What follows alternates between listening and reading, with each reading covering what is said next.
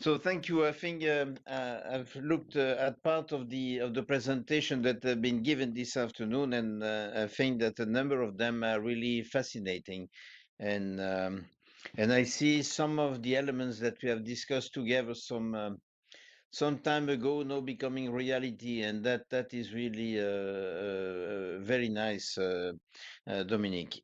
Uh, Thank so you. you asked me to say a few words about the relation between ESA and the European Union.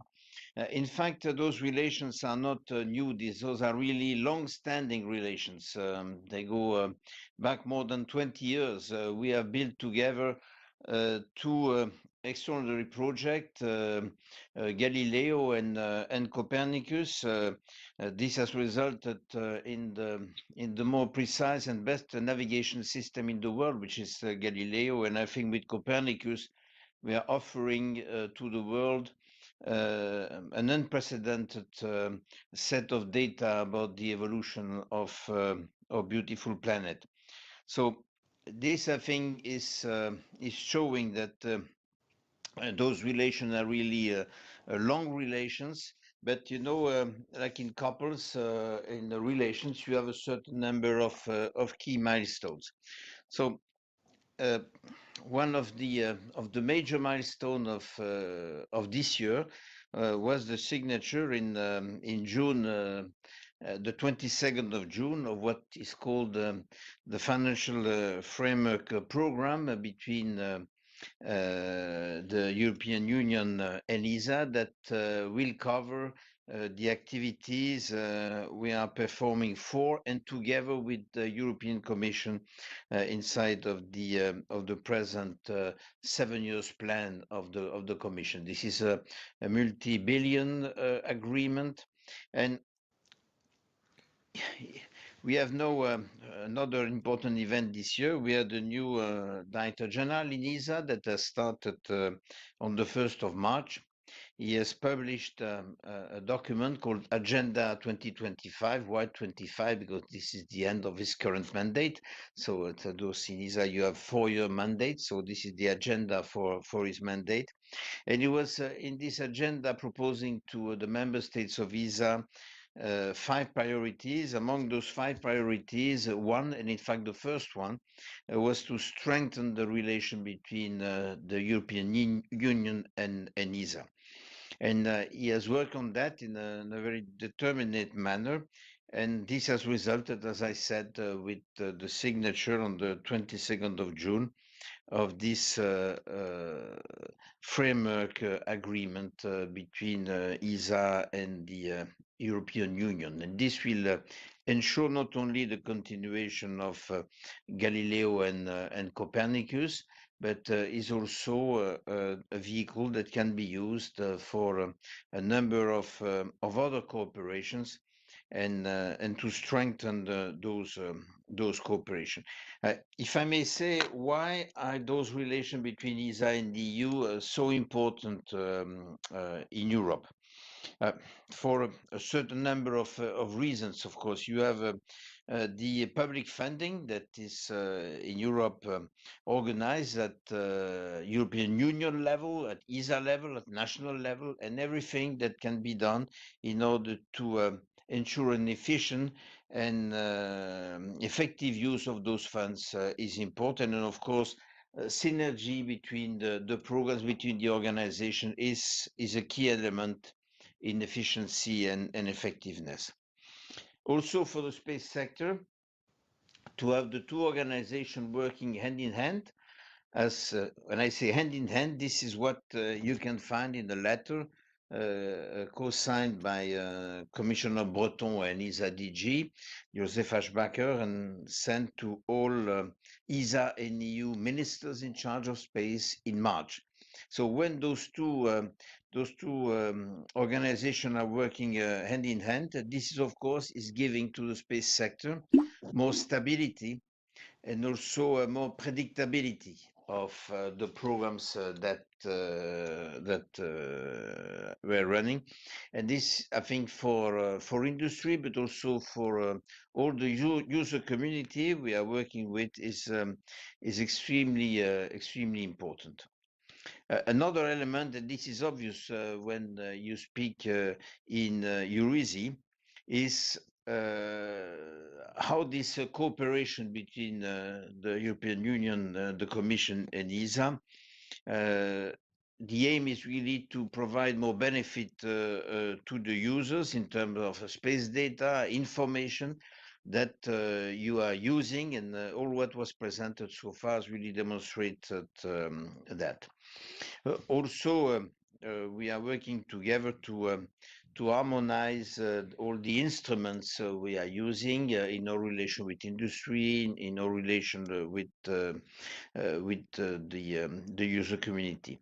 So when I think about this agreement that we signed on the 22nd of June, certainly one of the fundamental elements is that we have established there between the different actors clear roles and responsibilities. And you know very well that this is a fundamental element if you want to work for a certain number of years.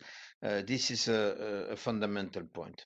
A second fundamental point is that this agreement is, of course, dealing with Copernicus, with Galileo, there are dedicated annexes in the agreements dealing with those programs, but it is also an instrument that is looking beyond the ongoing project and giving an instrument to develop new components of the EU space program, like secure connectivity and space traffic management, other elements like those elements on which the European Union is presently working.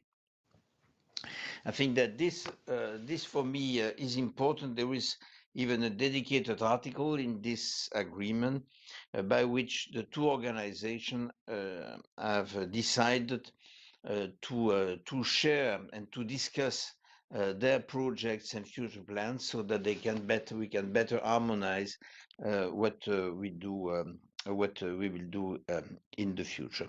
So that is, I think, an important point. Like in all strong relations, of course, you have sometimes conflicts, difficult moments. That is what at the end is making a relation really strong, is when you can go through difficulties. So it is not always easy, but let's say the two sides are determined to make this working. What I would like to say, because this is something ongoing, and I see a lot of links with in connection with what just presented by Annalisa and the others, is what we are presently discussing with the Commission are an initiative that is pushed by ESA and which is called the accelerators. I will explain to you in a few words what this is all about. In ESA, we have decided to ask a certain number of so-called wise people, mainly, by the way, former ministers that have been in charge of space in ESA member states, to think about what can be done to increase the use of space in the coming years. And they have reflected, and what they have proposed to ESA is a new concept that is called the accelerator. So what is this? I will say a few words about that. The idea is to use space more in a certain number of domains that are of very high relevance for the society. And they are, of course, they are linked to what was present. This is where I see really the link. One is about green future, how to use space more in the frame of climate change. Another one is called rapid and resilient crisis response, how to better respond to the challenges created by the crisis due to natural disasters or man-made disasters. And the third one that is called protect is how to better protect our space assets in orbit at a time where the risk and for you have seen in in newspapers and television recently what kind of risk we are facing in space, how to better protect our assets in space. We are presently working with the DG DEFI on this, and a certain number of groups between the two organizations are working on that.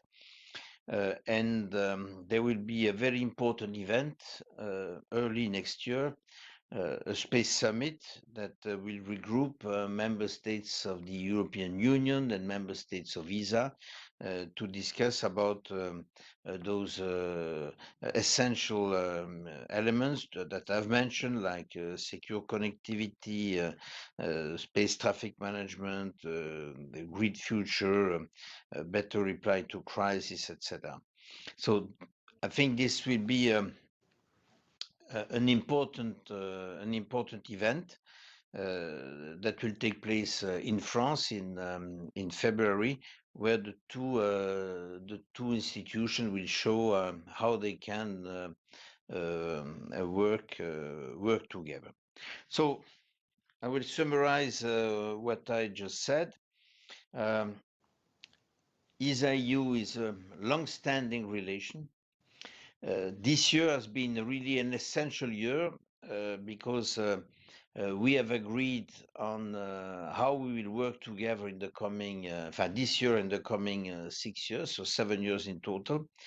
And also important because we will have next year, early next year, a space summit between the two organizations at a high political level, at ministerial level. That I think is an important event where we will be able to look at all synergies and between the two institutions. So I think that those are positive elements, and I would like to thank you for your attention.